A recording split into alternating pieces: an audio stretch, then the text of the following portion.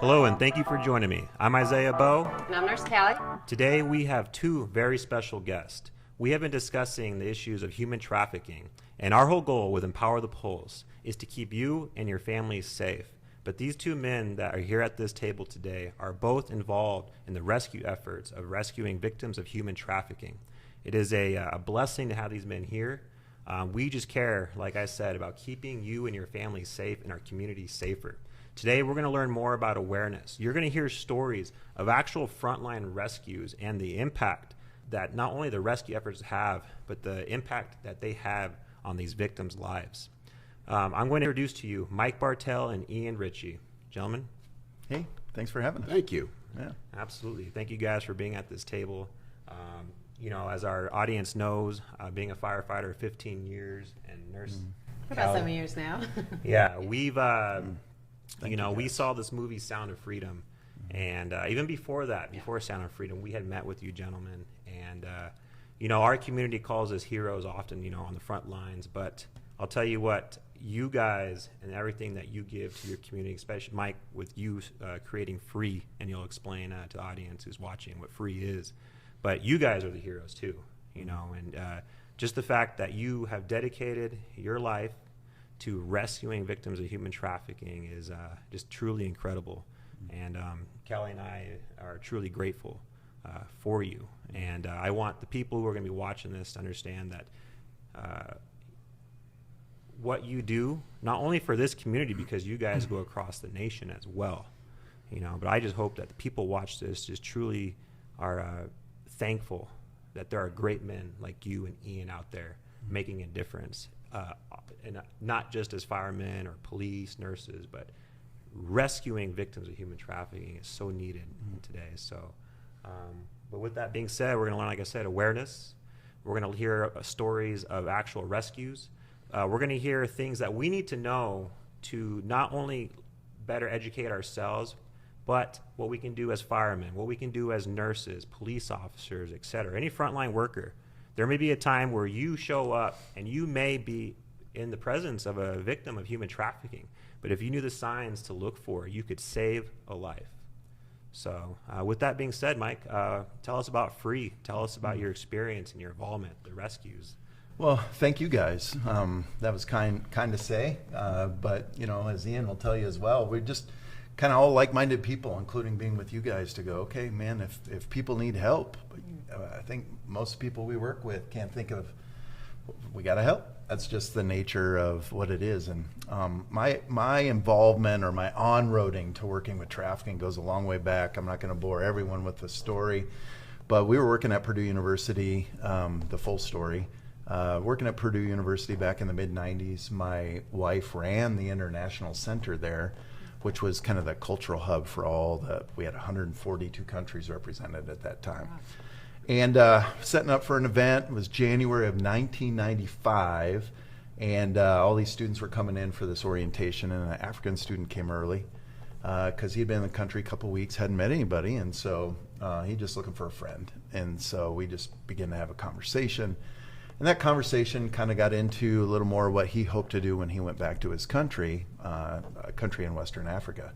He didn't come from any status. He didn't come from a family that was connected. He was just so brilliant that his country sent him off to school, but they didn't send his family with him. He was alone. But he was hoping when he came back, he was going to have a role in his government and he could be an advocate for his family in particular. And he had nephews and cousins that had been sold into labor camps there, and nieces as young as 8 years old sold into the brothels of that country. And when he told me that, that just changed everything for me. It is kind of like one of those moments like 9/11 or, like when October 1st happened here. You remember where you were, everything about that moment I remember even to this day. And that just began a journey for my wife and I to go, okay, what is this? What does this look like? We were sponges for as much information as we could get, but we're also doers. So at some point, all this knowledge became like, okay, now what? What do we do with this? And that pushed us to Southern Asia. We worked with a group in Southern Asia for almost 4 years. And then when we come back and to the States to tell those stories among the supporters of the work we were doing. Everyone, to a person that would come up and talk to us, is like, what can we do? How can we do something about this? And that's really the origin story of F.R.E.E. It's like, well, maybe that's what we're supposed to be doing, finding ways to on-road people in a collaborative, creative way to make an impact among those being exploited here in the States. We're F.R.E.E. International. We have an international network. So we've worked cases that involve girls or families from around the world, but our focus is on the States. How can we mobilize among first responders and healthcare and education and social workers and government and faith community? How can we work together to really make something happen? Yeah. And so that's how F.R.E.E. started. And F.R.E.E. stands for Find, Restore, Embrace, and Empower. So from prevention to first point of contact, all the way through empowerment, we have people working on that each and every day. Wow.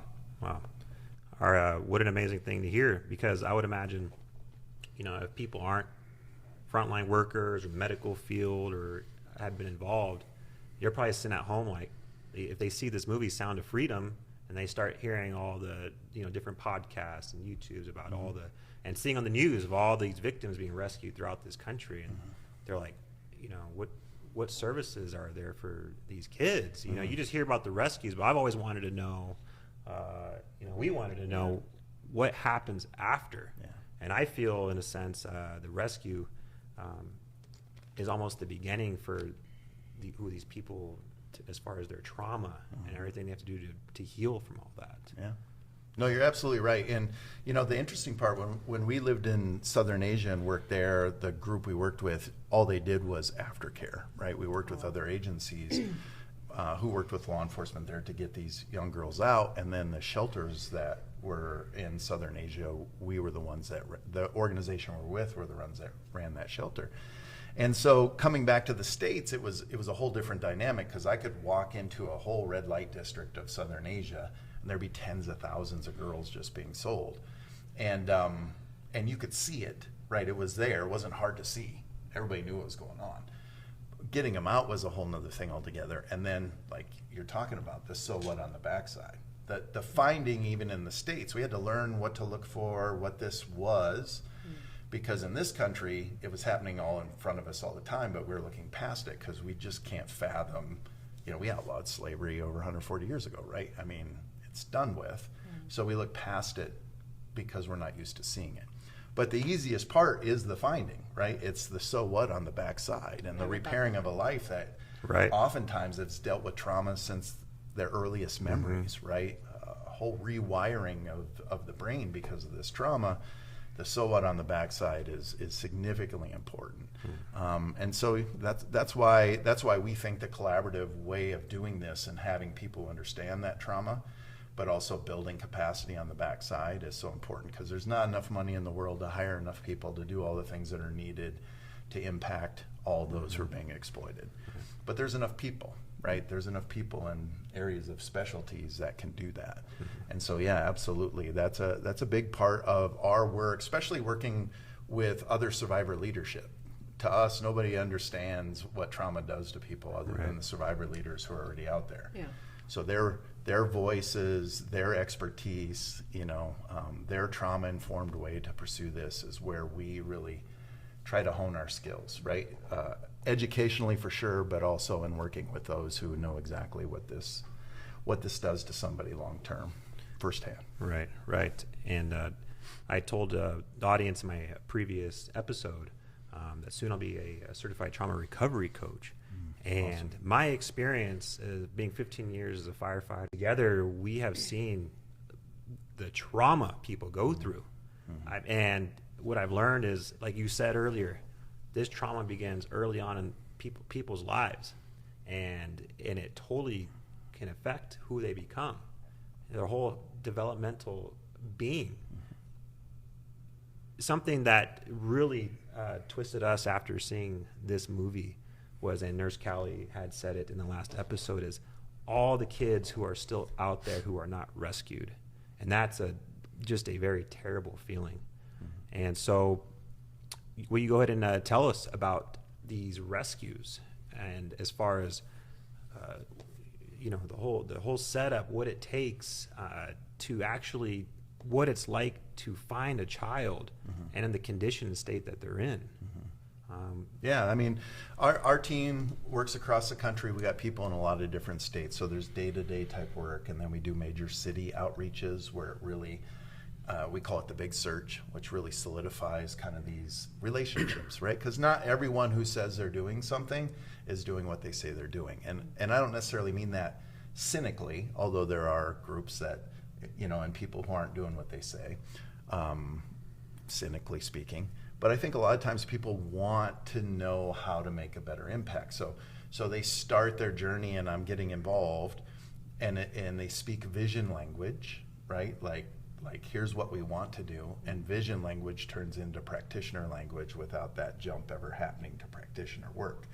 So you never really know who's doing what they're doing or what their capacity is till you put it all in play, at the same time. And these big searches have been great that way, because those groups who were using vision language at one point now goes, that's exactly what we've been wanting to do, and now we see how all that works. And then you mobilize a city to be able to find, we've had as many as 63 kids that have been provided for us that we look for, most of whom are being exploited in some way, shape, or form, including trafficking. But getting everyone together is so important, and it's a nature of that. And I'll let Ian kind of speak to some of the big search stories. Big search is something that's been a centerpiece to what F.R.E.E's done from the beginning. Brad Dennis started it. He's our national search director as a Super Bowl outreach back in 2009. And then we were doing the Super Bowl every year and major events like the Sturgis Motorcycle Rally and other things. And then now we're just being more proactive and not doing it specifically around events all the time, although twice a year we do a big search in Vegas that anyone who wants to come out and work with us during those weeks. I know you guys are going to be doing that. Absolutely. We're going to be doing Formula One week, and then the week leading into the Super Bowl every year here in Las Vegas. But we also have Nashville lined up, Atlanta, Minneapolis. This week alone, we're going to be in Pensacola, and it becomes a real training ground, but also effective, because that one year, out of the 63 kids we were given to look for, we found 48 of them. And people go, man, how'd you find so many kids? And the simple answer is, we were looking for them, right? I mean, you really can't find what you're not looking for. Right. So we have a lot of great skill sets on the teams who have a background in intelligence and other things, but it's the capacity and collaborative engagement of a community toward its own vulnerable and missing kids that makes it effective. But that trauma piece is such a huge part of the whole process. We had a girl we were looking for at one of our big searches who we were talking to her social worker, and she had been a system kid. She's 17 when we started looking for her. She had been a system kid since she was 2 weeks old because her mom tried to sell her at a laundromat. And her whole life had been molestation, incest, rape, prostituted out. That's all she knew. She didn't know one trauma-free day of her life. So even though we found her and got her out of her situation, like you said, that's really just the beginning of the heavy lifting that's going to take for somebody who has, she wouldn't know a healthy choice, really, if you waved it in neon sign right in front of her. But doesn't matter, right? Our role isn't to, determine if she's worth the time that we're going to give to her to see her life repaired. Every person's worthy of our investment as first responders, as not-for-profit leaders, as a community, because most of her exploitation happened in the very city that she still lived in. I don't want to get rigid on this, but that city owes her not only getting her out of that situation, but the resources needed to see her life repaired. And so the big search is a big part of not only finding and starting a restoration process for the girls primarily, but it also is a process of a community learning how to work together and what's really needed to help those that now everybody, because the movies and things like that go, hey, we want to help, we want to help. The finding part is all we know about. That trauma, extended care on the back, heavy lifting piece is part of the learning process of really engaging as a community. Yeah, that's exactly it. Is what we do, we just see these people in that short time period, really. And but I've always wanted to know, like, man, what happens to these people after? What happens to these kids after they're rescued? And that's something that Nurse Callie and I, we have more to give, and we're trying to be a positive light, and that's why we created Empower the Pulse. That's awesome. Because we are trying to build a family and a community, because we want to lead people to teach them, like, hey, there are people out there struggling. And me personally, knowing what I know now, one day we're all this table, as I said, this table is all glory to God. We're here to serve God and bring people to God. And if people don't believe, that's okay. I'm not trying to push religion or whatever, but the family that I want to form is to get people to realize there's people out there struggling, and with our education and people that we're bringing on, we just want to build a better community that can be there for others, and that's what this podcast is about. Love and compassion at this table. I was just gonna say, we know we can't do it alone. Nobody can do anything alone to make. Yeah, and community is the key, right? Right. Because this evil does not happen in a vacuum, right? There are a lot of pieces to this. Kids running away. What are they running away from, or what are they running to? Predators take advantage of that on the backside. Our roles, and Ian can speak to this heavily, isn't just toward the one who needs to be found, but the families in the process. What are the areas that a community can wrap its gear around to help to limit this from happening, at least in that family environment again in the future? Yeah. With that being said, you've been on, you said, just a couple years now, right? About 4 years now, but a few big searches. Yeah. So what's that experience been like? Imagine if there's gonna be people who are in your same exact position. Sure. And I want to get involved. I need the help. What if that was my kid? And I want people to understand, these traffickers, these predators, they're looking for vulnerable people, and I think it's very ignorant. And I'm not saying this because I want anything bad to happen to anybody. I would never want that. My whole life has been dedicated to helping people, saving lives with my brothers and sisters on the front lines. And, there's frontline workers, firemen, healthcare, police. They're just dedicated to saving lives. But there are good men and women out there like you who want to make a contribution to their community. So tell us, what fired you up to get involved, and what has your experience been like? You know what, it's so Mike and I started talking and formulating an idea specifically about Las Vegas. It's pre-COVID, but again, it's on God's time. I was always the type that, like so many people out there, want to do something, but you get caught up in your day-to-day. Sun comes up, sun goes down, you're driving in your lane. All I can say is don't be afraid. Honestly, it's okay to pull over, get out of your car, and do something. Even if it's a little bit. Nobody's asking you to dedicate your life to anything, unless that's your calling. But when you look at a puzzle, it's every little piece that's needed to make the whole puzzle complete. So even if you just gave a few hours here and there, that's huge. Honestly, it really all comes together. So we listened to Mike and Brad Dennis at some point last fall, and I had the honor to meet Brad for the first time, and I was with my daughter, who was 19 at the time. He invited us both to a big search out in Pensacola, and we did attend. That was our first one. It was a great training ground. He talked to her probably for 30 minutes, and that's just kind of the message I'm getting across. It could be anybody. My daughter was 19 years old, but as you know, social media has taken over our entire world, and she's a social media guru. So why not take that personal expertise and use it in the intel side of our big searches, which, quite frankly, is the foundation of everything. We're given files. Our intel people put all the pieces together, make all the phone calls, and basically give people, like the marching orders, go hunt, if you will. Yeah. And again, it's a collaborative effort. And what Mike has put together here in Las Vegas, as far as the jurisdictions, both law enforcement, local and federal, as well as local volunteer groups, other nonprofits, to see it all come under one umbrella during a big search, which is a highly coordinated effort, in part by, the efforts of Mike and Brad, just through their expertise.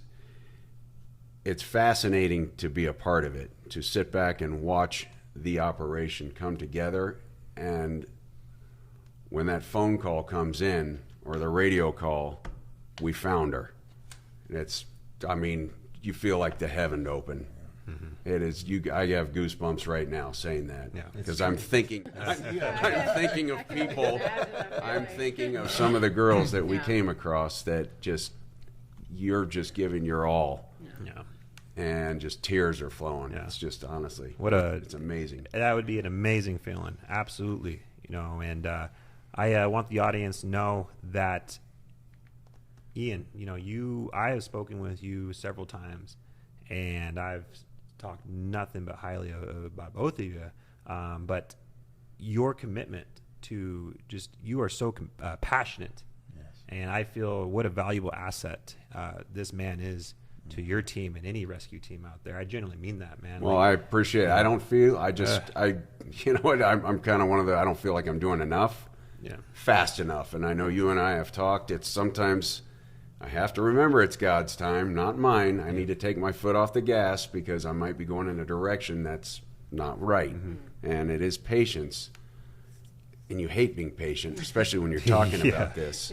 Yeah. But it's opened my eyes a lot. Honestly, when I talk to different people, I've learned so much that we see people being trafficked every day, and you don't even know it. Honestly, when you're pulling up to the side of the freeway, those people selling flowers, guarantee. You're walking down the strip, people handing out the smut peddlers. Those are girls being trafficked. Those pictures are probably 20 years old, but that's a link to a call center to have a trafficked victim sent to a room. But those people are being trafficked, and they're being watched. Right. The showgirls you see with the feathers on the strip, I know of 2 organizations that they hire underage girls. They don't care. So the next time your family's in town and you're taking pictures with a showgirl, she could be 13 years old. Yeah. It's disturbing what we see every day, but don't see. Mm-hmm. So once you open your eyes to it, you know what? It puts the fire in you to say, that's enough. I can't let this happen. I can't just keep driving in my lane. I have to pull over and do something. Yeah. And Mike has opened his arms and opportunities to where, he's got people on the team that, like I've said, they're from special forces to soccer moms. It doesn't matter. It's the heart that is needed and the passion. And God has assembled all of us together for a reason. He knows what he's doing. And you know what? Just sit back, and sometimes you get to watch the show and be a part of it.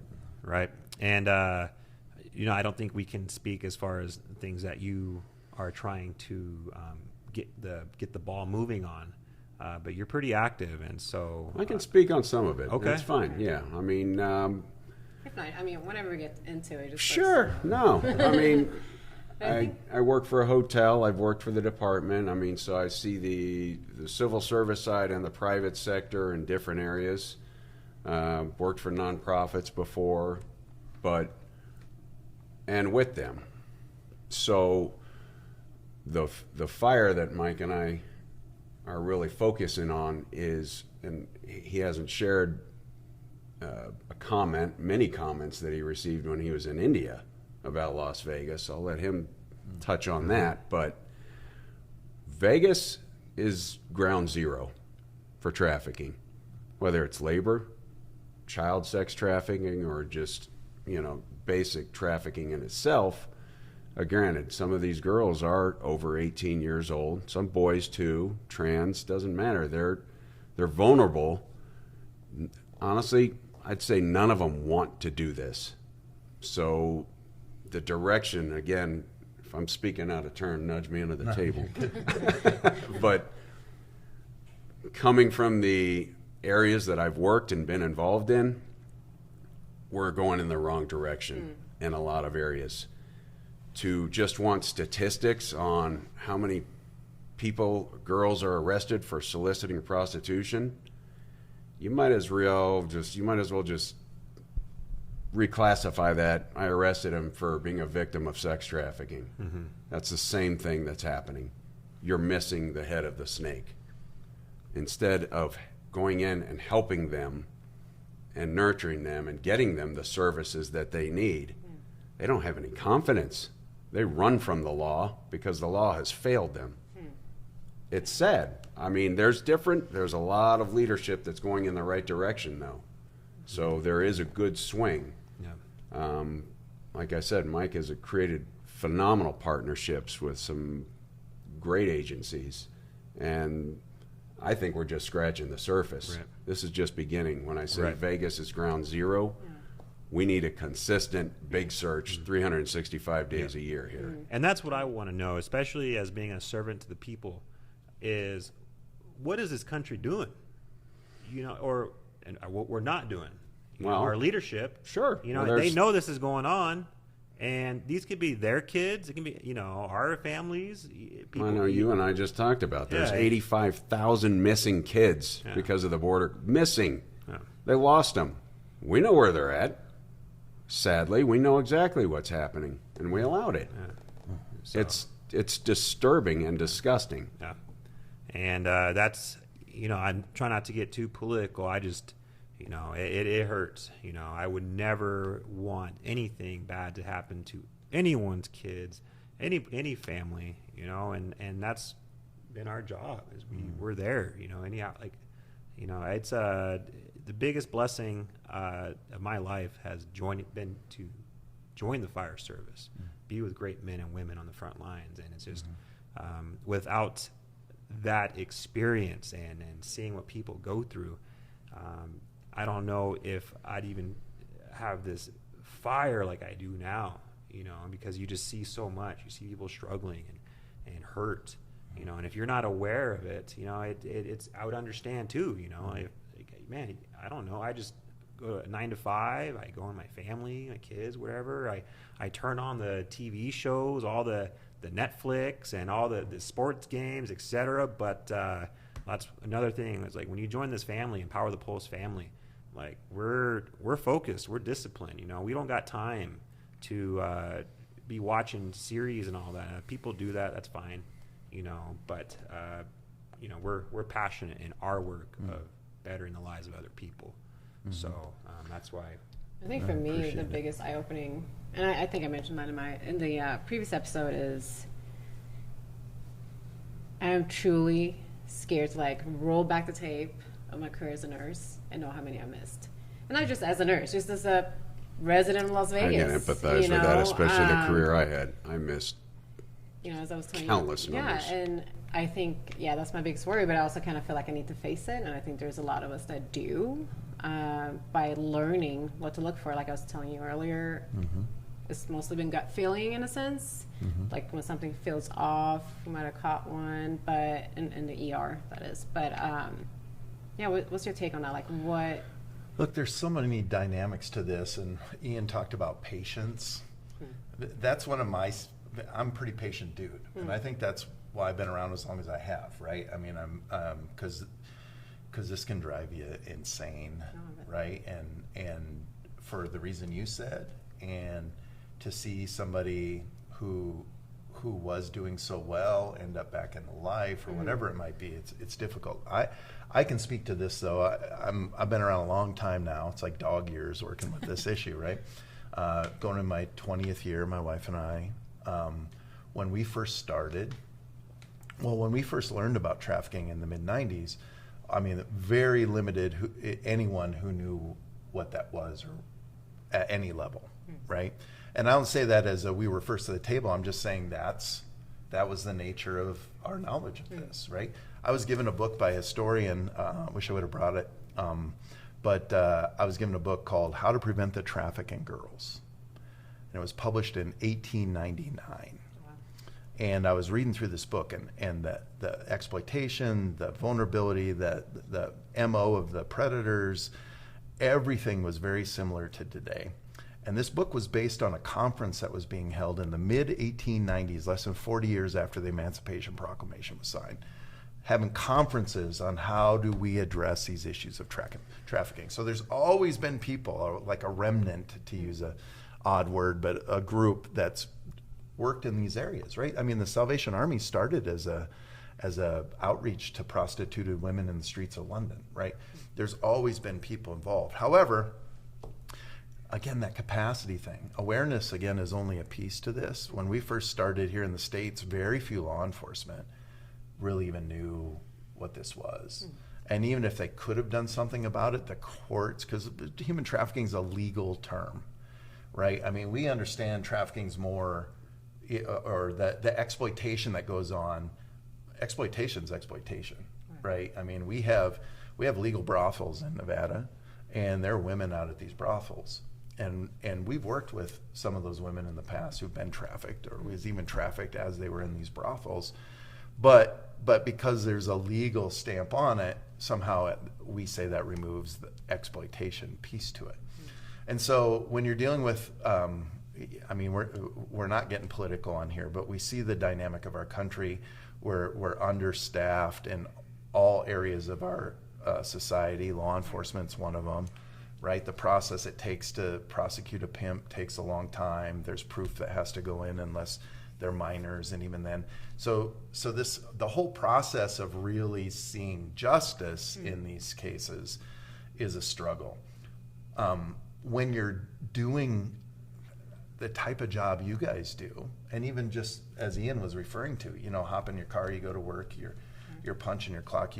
We miss stuff, but there's no shame in missing things, you know, looking back on our life. Once we see things, the shame comes when we see what's going on and then we choose to ignore it. Now, not everyone can do everything about what's needed in trafficking. That's why these collaborative things and finding ways, you know, this city's been really good in Vegas. You know, there's a lot of work to do, but the major casinos, you know, different hospitality groups across town are like, hey, we want to be a part of the solution on this. But there's still business that goes on, right? You got 1.2 million visitors of every 10 days coming into this city. Your job is to fix the wound on this person. Sometimes, you know, you don't look past that because the immediate emergency is there. However, you know, you start to see the tattoos with dudes' names on their neck or money bags or things like that. That starts to tell a different story of a wound that's needed beyond the one you're trying to fix at the moment. Then what are the resources in place to be able to help? And that's why it takes so much time. Who's trustworthy? Who's doing what they say they're doing? How is that in communication with each other on a consistent basis is all part of the solution. So law enforcement didn't know anything about trafficking. And we've been places in this country even recently where law enforcement might not know any of the signs or what trafficking is going on. But there's now is a willingness to go, okay, we thought we might know a thing or two, but we need you guys to come show us what this is. But now, for the most part, law enforcement, first responders, you know, you guys have been a great voice. We've had people on our own team who've trained over 10,000 firemen in different areas of the country.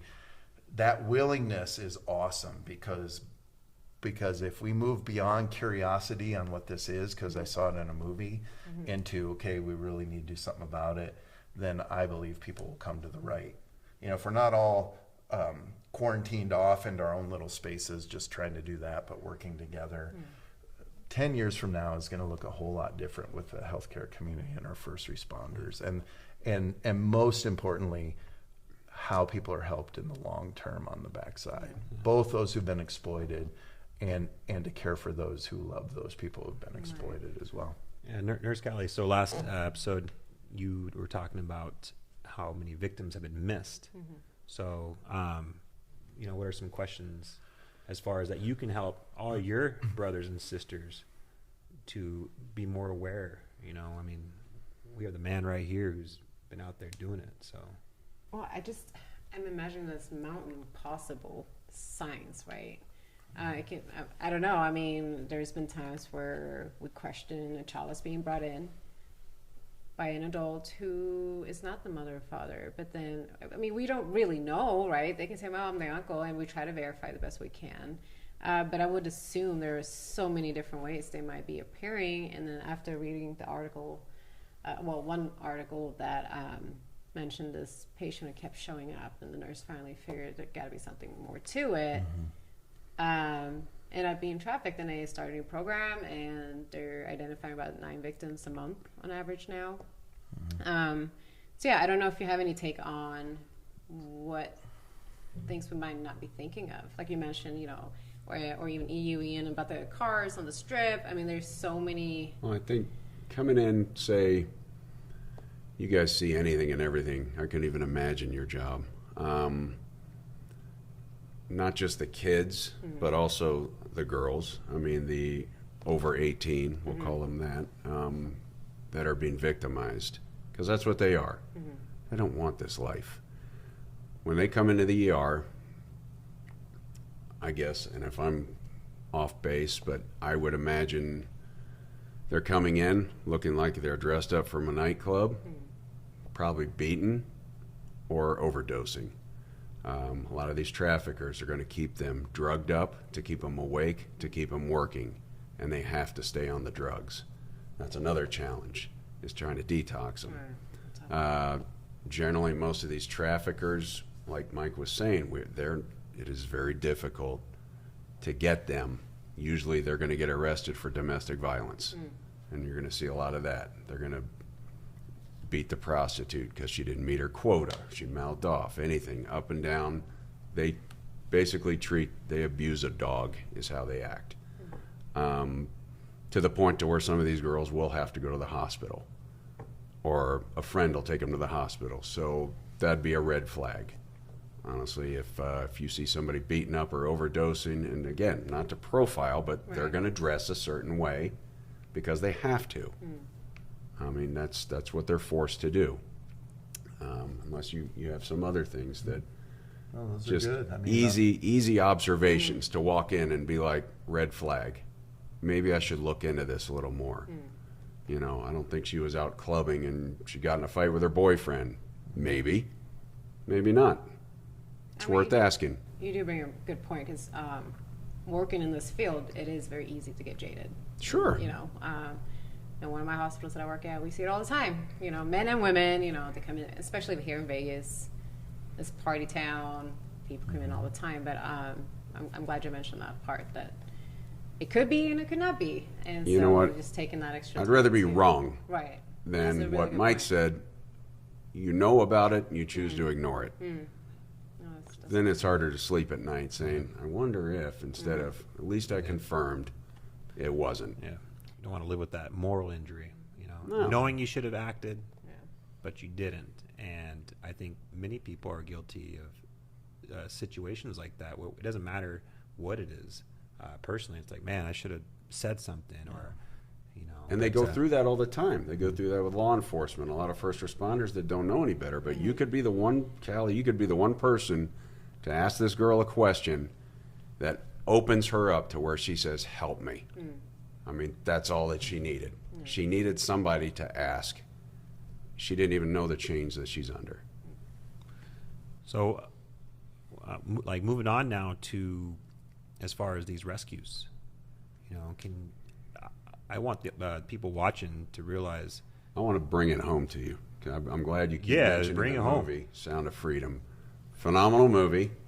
I'm glad it opened up a lot of eyes. There's plenty of other stuff out there. There's the movie Priceless, and I mean, this caught a lot of attention because it was so banned, and you know, I think a lot of people definitely have an awareness, a passion of, well, somebody should do something, but it's way over there. I'm going to bring it home. In this last big search, there were 2 girls rescued.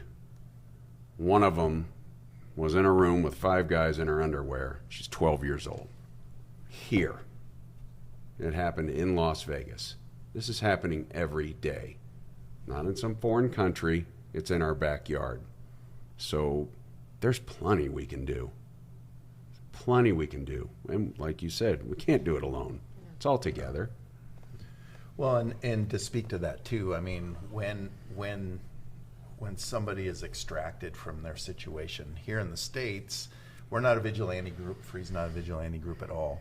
So anytime we're doing work, it is in coordination with law enforcement, right? When we do a big search on the day-to-day, you know, the more you get to work together and build trust, you know, then that takes a lot of the guessing out of, even from the law enforcement side, right? So they determine for us, hey, here's what we need to be able to act on our part. So from our side, we, with our intelligence and the work that we're doing and the community involvement and the tips that come in, that all matters, because on the backside, I get subpoenaed periodically on even these cases. It's like, okay, now they're going to court, and law enforcement and prosecutors and everything love it because there's real data there for them to be able to pursue what they need to pursue. We don't go kicking doors down, right? We're not vigilantes busting into, you know, a trailer park in Mississippi or a weekly here in town, you know, busting the jaws of the people who are doing this and pulling the girls out. We get to the point where we know exactly where they are in real time. Law enforcement pulls them out. And then us, our collaborative partners on the backside, are there to do the victim service part on the backside. And so, you know, when you're doing big searches or anything else, I mean, sometimes they come in bunches, like, you know, sometimes, you know, it's crickets for a few days when, you know, you're searching and digging and searching and digging and getting the information you need. I know one of the searches we did, we were at Starbucks getting coffee, and actually a girl came in with her two friends. And we were very overt. We had a search team shirts on, and the two girls pointed to the girl in the middle and said, "She's missing. She needs help." Wow. Really? Wow. She wasn't one of the kids in our book, right? We usually have the kids we're looking for. You know, we got a book that goes into all the businesses or whatever around town, so we don't have just red flags for people to second guess. You have faces that you're really looking for, right?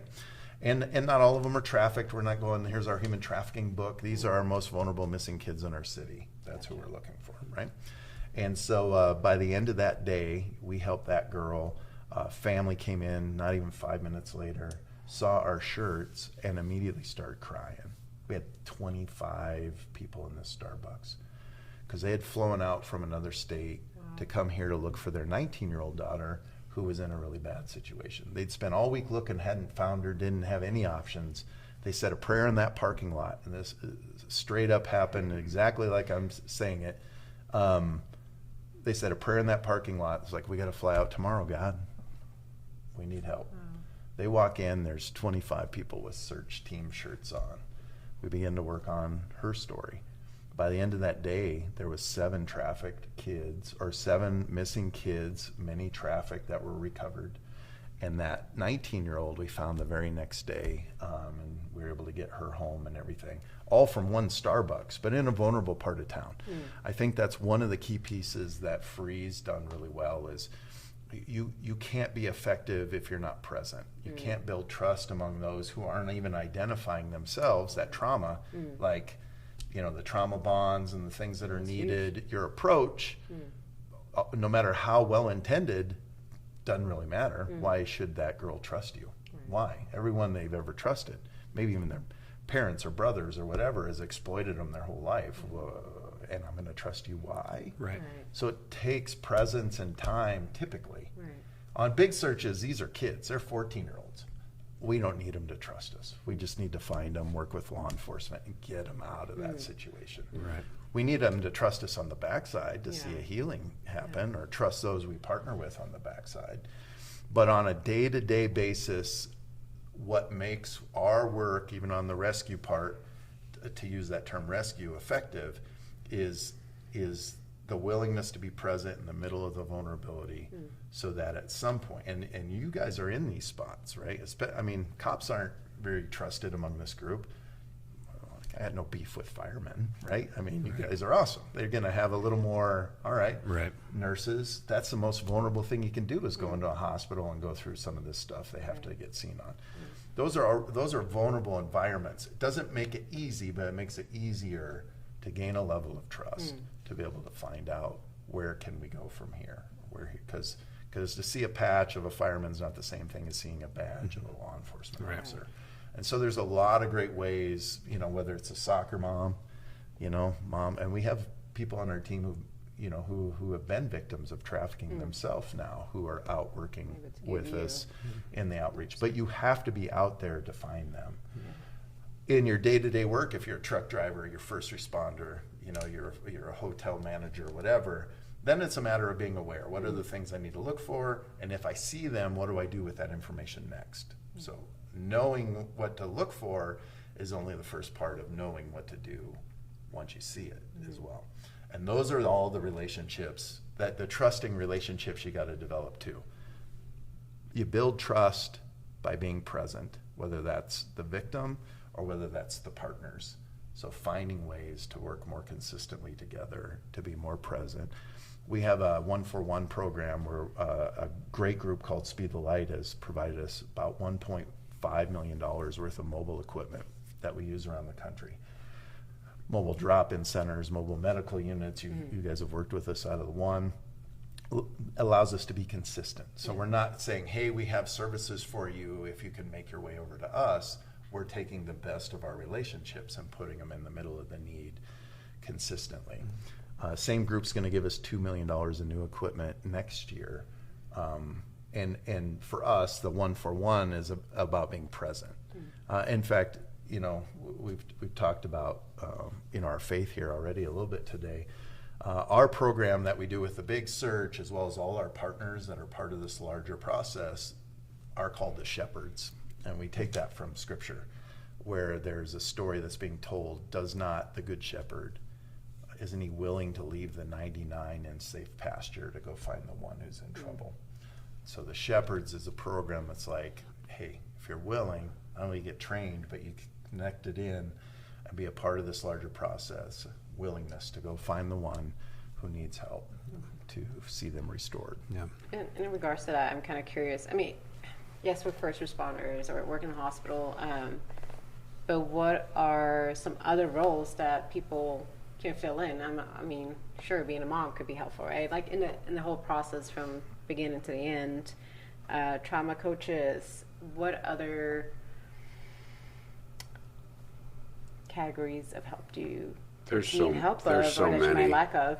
Kelly, there's so many, and honestly, it brings me back just to the big searches. You don't know where it's going to take you. You go out in designated groups, and they're organized for that reason, but you'll go out searching for a kid, and you'll have conversations with people in areas probably you'd never walk in by yourself, but the conversations that open up, like Mike has said, and I know Brad has said, you're going to encounter somebody that may need some ministry. They may have a need, and God just puts you in that path. While you're looking over here, you just come across this. And when you're talking to people, when you're in these neighborhoods and you go in, we're not going in an offensive manner. We knock on a door, we explain that we're a ministry group, we're looking for a child that's in danger. Very few people ignore that. I don't care who they are, where they're from, what their background is, they listen. And you know what? Probably 99% want to help. They're like, absolutely, you know what, I see that kid actually walking over here, he hangs out with so-and-so. They want to help. They don't want to see some kid getting hurt. I mean, because they could have been that kid 20 years before. They don't want history repeated, and this is them getting to do something. So the average person, which we all are, like I said, it just takes heart. You just go out, and the conversation takes care of itself. There's no script. Yeah, we'll throw grills out and weekly rentals just to be consistent in that area. On-road people from the churches of all stripes to develop that trusting relationship, right? When people who go through trauma oftentimes live in trauma-filled environments as well. So to have people who are able to be present to alleviate some aspects, you don't always have to have your guard up around those people over a certain time. Starts the process of really being able to find and then point people to the right help. So yeah, medical field, education field, we do a lot of work with our school districts. We got a school assembly program that's been in front of almost 600,000 students now, which has identified a ton of kids out of those, not just traffic kids, although that's been the case, but also those who are going through abusive, you know, not every kid's being trafficked, but a lot of them are getting sexually abused, you know, by somebody. And so in a mandatory report situations, getting help to that. Working again with churches to build consistency churches are all over the place. So we're working with them to bring resources they wouldn't normally have, but to enhance a presence they should already have in their community. Flipping burgers goes a long way if you're willing to engage with the people and not be scared, right? I mean, and like Ian said, one of our big lines is you don't step over one need to get to another. Right, and whether that's the other groups you're working with or the girl you're searching for, I think there's a dynamic that we all gain. First responders would, you know, be a part of that. We're helpers already.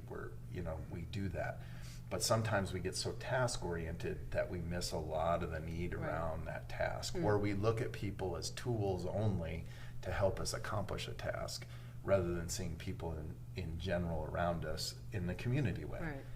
We got to have healthy community with who we're working with so that translates well. That can get sensed. Hey, usually I don't trust people, but there's a different vibe in this, not just this person, but the whole environment to which this approach is. And that a different vibe goes a long way to gaining trust sooner rather than later. So it seems like we've done a little research. It seems like there's a lot of rescue organizations out there. And but I think you hit the nail on the head. It takes heart, it takes effort, and I've had people reach out like, hey, how do I get involved? You get involved by researching. Look at organizations that are in your area, reaching out, making that commitment. You know, even if it's something small like donating, but you know, what an amazing thing to do and be part of what you guys do as well. How fulfilling that'd be. A lot of people lack purpose, and you want some purpose. Talk about when you save a kid's life like this. What an amazing feeling that's got to be, and something that I know, you know, there's the goosebumps, and something I really want to push out as being a fireman to all my other just frontline the responders out there is, you know, this, as Ian said, this could be in our backyards, and for your leadership to figure out how to bring more awareness, have these discussions, dedicating that time as far as, okay, we're not just responding only to calls, but what are we going to do if we do recognize these signs? What if we do see something that's out of the ordinary, and how to facilitate from a potential trafficking victim to saving them and getting the help they need, and also that post-care. And so, but I think those conversations need to be had.